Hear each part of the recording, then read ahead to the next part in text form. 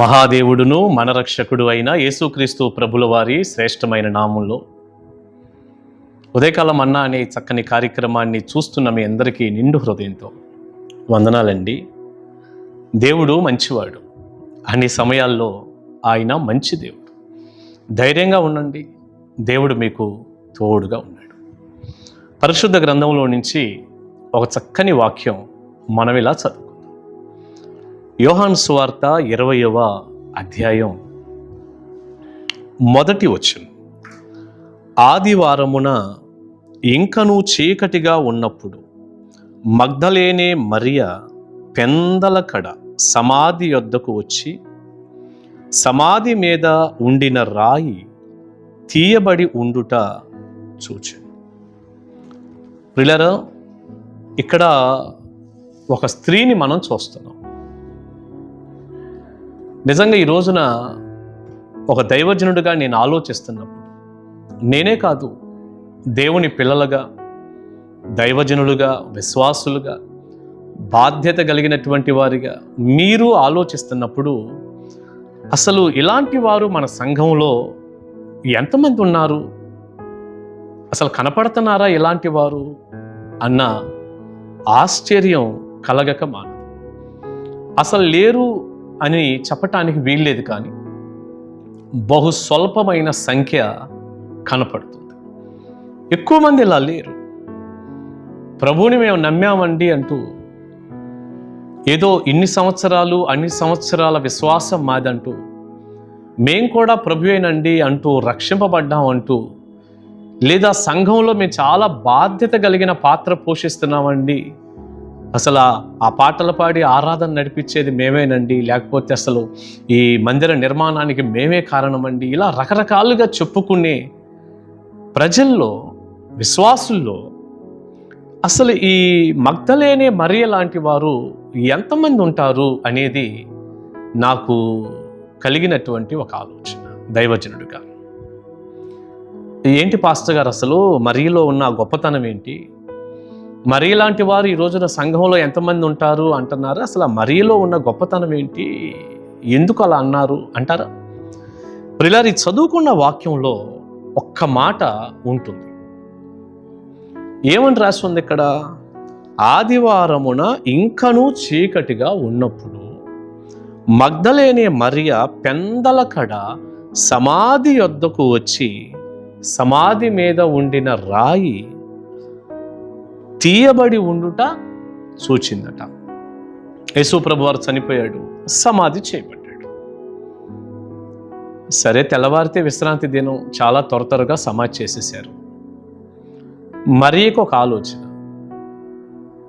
నేను ఆదివారం ఉదయాన్నే సమాధి దగ్గరికి వెళ్ళాలి, యేసు ప్రభు వారికి నేను అత్తరు పూయాలి, నా ప్రభు శరీరాన్ని నేను చూడాలి. ఈ ఆశతో ఆమె ఇంకా చీకటిగా ఉన్నప్పుడు మగ్దలేనే మరియ పెందలకడనే, ఇంకా చీకటిగా ఉన్నప్పుడే పెందలకడనే సమాధి దగ్గరకు వచ్చింది అని మనం చూస్తున్నాం. అసలు ఆ రాత్రి అంతా ఆమె నిద్రపోయి ఉంటుందా? ఉదయాన్నే ఇంకా తెల్లవారలేదు, చీకటిగానే ఉంది.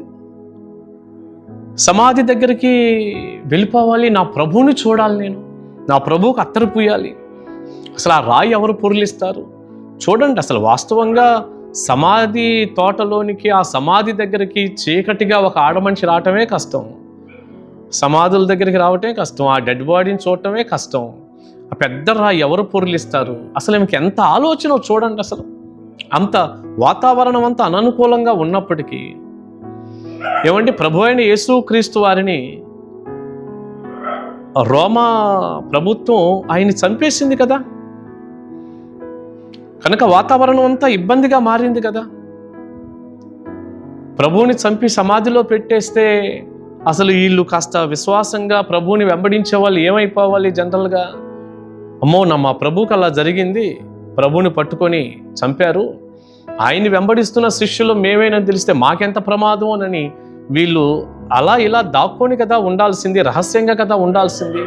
అసలు ఎంత ఆలోచన, ఎంత ధైర్యం, సమాధి దగ్గరికి నేను వెళ్ళాలి, నేను చూడాలి నా ప్రభువుని.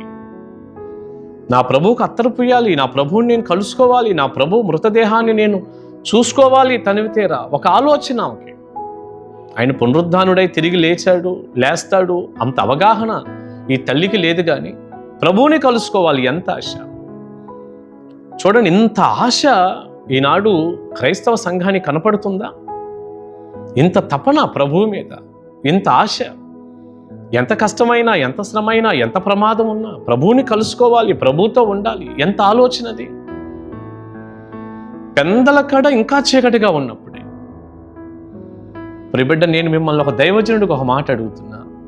మన సంఘాల్లో నన్ను కూడా కలుపుకోండి. మన సంఘాల్లో నిజంగా అసలు ఒక ఆదివారపు ఆరాధన అనుకుందాం, లేదా ఒక శుక్రవారమో శనివారమో ఉపవాస ప్రార్థన అనుకుందాం, లేదా ఒక బుధవారం యూత్ మీటింగ్ అనుకుందాం, ఒక ఆల్ నైట్ ప్రేయర్ అనుకుందాం. ఎన్నో ఆరాధనలు జరుగుతున్నాయిగా, ప్రార్థనా కోడికలు ఉంటున్నాయిగా. మనకి విశ్వాసులుగా మిమ్మల్ని సూటిగా నేను ఒక్క మాట అడుగుతున్నాను. దైవజనులుగా మనందరం కూడా ఆలోచిద్దాం. సంఘాల్లో ఇలాంటి వారు ఎంతమంది ఉన్నారు? విశ్వాసులైతే మిమ్మల్ని నేను సూటిగా దైవజనుడిగా అడుగుతున్నా. ఈ రోజున ఆరాధనకి ఎన్ని గంటలకు వెళ్తాం మనం?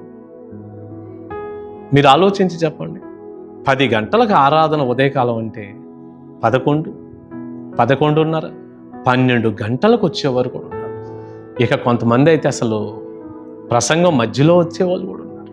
ప్రియులారా, నిజంగా ఆ పాటలన్నీ పాడేసి అయిపోయిన తర్వాత, సాక్ష్యాలు అయిపోయిన తర్వాత, ఆరాధన కూడా అయిపోయిన తర్వాత, ఎప్పుడో కాస్త ఇక వాక్యం మొదలు పెడతాను చూడండి. ఇక ఆ టయానికి రావటం ఎంత బాధాకరంగా ఉంటుందో. ఇది ఏదో నవ్వులాటగా చెప్పుకునేది, సరదాగా మాట్లాడుకునేది కాదండి. ఎంత బాధాకరం, ఎంత బాధాకరం. అసలు రాత్రంతా నిద్రపోకుండా నా ప్రభువుని తెల్లవారేలోపే నేను చూసుకోవాలి అనుకున్న మరి ఎక్కడ ఈ రోజున 10 గంటలకు ఆరాధన అంటే, ప్రియులారా, నువ్వు 12 గంటలకు వస్తున్నావు. ఉద్యోగానికి అలాగే వెళ్తామా? వ్యాపారం అలాగే తీస్తామా? ఒక ట్రైన్ ప్రయాణమో బస్సు ప్రయాణమో అయితే అలాగే మనం వెళ్ళగలమా? కనీసం కూలి పని చేసుకుంటున్నప్పుడు కూడా టయానికి వెళ్ళకపోతే రైతు డబ్బులు ఇవ్వడే. మీరు ఆగి ఆలోచన చేయండి అసలు ఒకసారి. ఒకవేళ ఒక విమానం ప్రయాణం మనం చేయాల్సి వస్తే 2-3 గంటల ముందు, 4 గంటల ముందు ఉండాల్సి వస్తుంది